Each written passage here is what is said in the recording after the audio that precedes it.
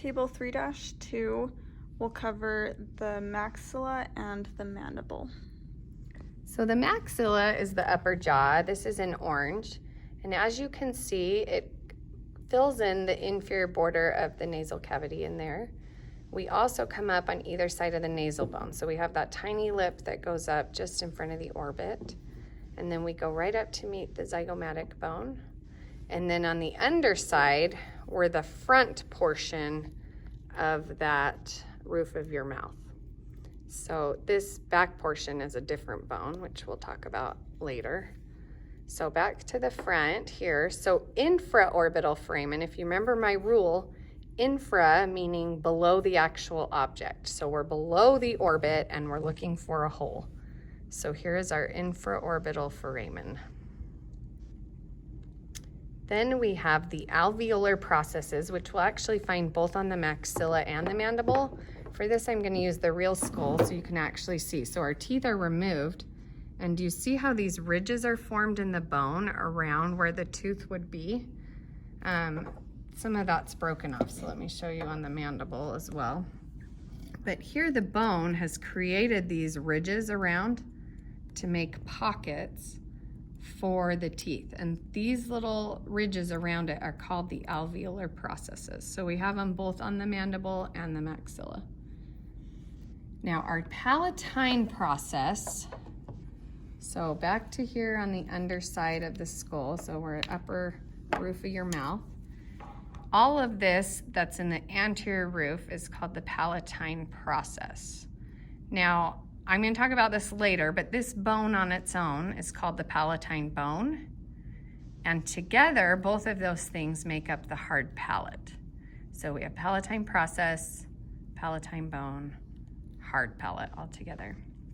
And then the incisive foramen, so these front four teeth are called your incisors. Just behind them, which incise means to cut, but just behind them, you're going to have a hole right there. That is called the incisive foramen. And let me show you on this guy because it's kind of large, but this is our real one. So you can kind of faintly see the suture right there. So here's our palatine bone. Here's our palatine process. But then on the front, right there, you can see that incisive foramen really close to where the teeth would be.